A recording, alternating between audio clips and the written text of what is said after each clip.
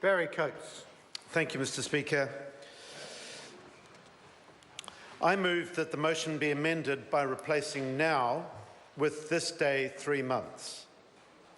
This is a deferral motion which recognises that the TPPA will not come into force, will not be agreed by the requisite 85% of TPP countries, with GDP of 85% or more for several years at least.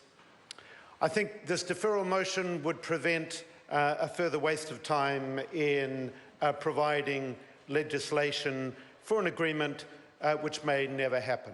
If we look at the dynamics within other countries internationally, we see that the tide has turned. The tide has turned against agreements like the TPPA. And thirdly, and perhaps most importantly, a deferral would give time for research and consultation, not to improve the TPPA, because in our view it is a flawed model, but to develop sufficient research and consensus around an alternative and better model. Mr. Speaker, it is with some sadness that I am talking about the TPPA today. It has been a long and we would say rather edifying process. There has been extreme secrecy in the negotiations of this agreement over the 6 years of negotiations. The text was not made available to members of the public or even to experts, except, it should be said, it was made available to major multinational companies who were represented on the delegations of the US and other countries. In New Zealand, we've heard that there were around 10,000 submissions from members of the public, but the question is, what was the response to those 10,000 submissions? And what we see is that a draft report from the Select Committee was shown in an OIA to have been significantly changed. And the government majority report actually ignored most of the issues raised by those submitters. So to talk about an adequate consultation process confuses the process of actually speaking with being listened to. And there is no evidence that the government has listened to all of the people across this country who are concerned about the TPPA. So why are people concerned? Well, one of the aspects is that this is an agreement which primarily isn't about trade as people understand it. It's not about tariffs and quotas and our external relationships with countries. This is an agreement which is primarily about domestic regulation and the workings of the New Zealand economy. And what we see is that there are very, very few economic benefits for New Zealand in the TPPA.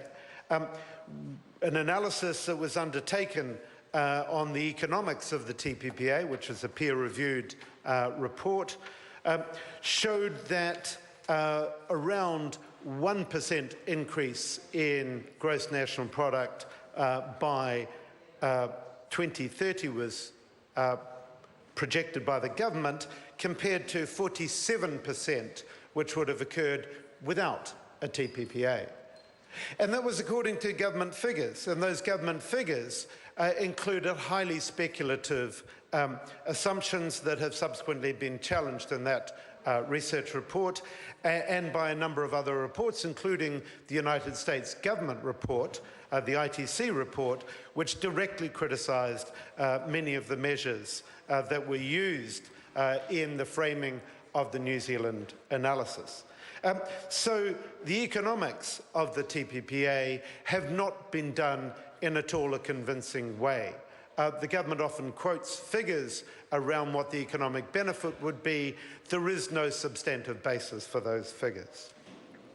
Meanwhile, the issues that many submitters care about have been completely ignored in the analysis. People are worried about the environment.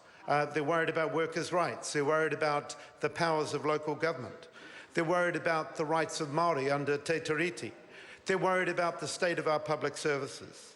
And there have been research reports on each of these issues, and those research reports have substantiated why there should be concern. And at the heart of that concern is the restrictions in the TPPA on the government's right to regulate in the public interest. That's what the TPPA is about. It's restricting the rights of government to regulate not only foreign companies, but to regulate New Zealand business as well.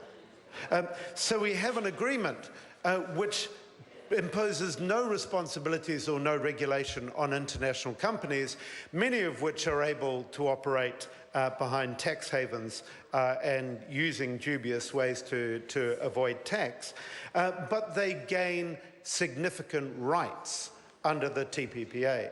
And those rights include the investor-state dispute settlement, which is perhaps the single most resonant issue for most New Zealanders. They understand that a foreign corporation, if they have their profitability adversely impacted by a regulation in New Zealand, do have the right to take our government to an international tribunal. And they understand that the processes currently used in international arbitration in these arbitral tribunals has been called some of the worst judicial process in the world. They understand that what's happening here is that a foreign corporation is allowed to take our government to a shoddy international tribunal over policies which are democratically decided and determined to be in the interests of the New Zealand people. And members of the public reject that. I should say that the polls show that a majority of the New Zealand public is against it. The most credible research was done by TV3 Reid Research in November 2015, and it found of the people who know about the TPPA agreement, 60% oppose the agreement. So we have a picture here where a majority of the public are being denied an opportunity to express their views on the TPPA. We have a series of so-called consultations which don't listen to people, and we've seen in New Zealand people responding to that. We've seen protests around the country, we've seen rallies, we've seen people mobilizing, we've seen massive petitions, and there is a deep amount of concern over this agreement. And just this morning, a hikoi came to Parliament, Rachel Thomas and her 3 children, Tema, Peter and Jai, having walked from Christchurch to make a point about their opposition to the TPPA. New Zealanders care deeply about this agreement. They don't want to give up our sovereignty and democratic rights. They don't want the government's right to regulate in their public interest to be compromised under this agreement, particularly since there are few, if any, economic benefits.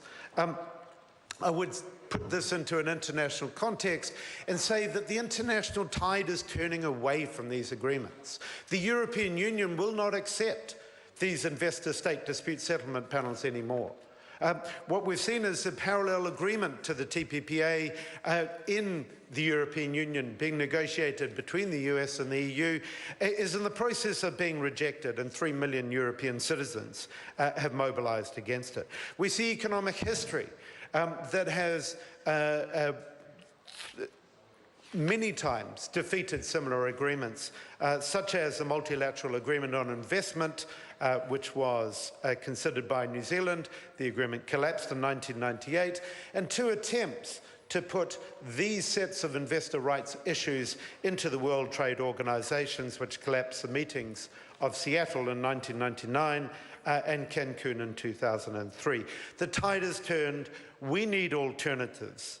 The Green Party's views and our views on the alternatives are set out in our minority report. We oppose this bill. We oppose ratification of the TPPA. but we stand to work together with other political parties and members of the public in developing far better alternatives for the good of New Zealand business, for the good of New Zealand public, and for the good of our planet. Thank you.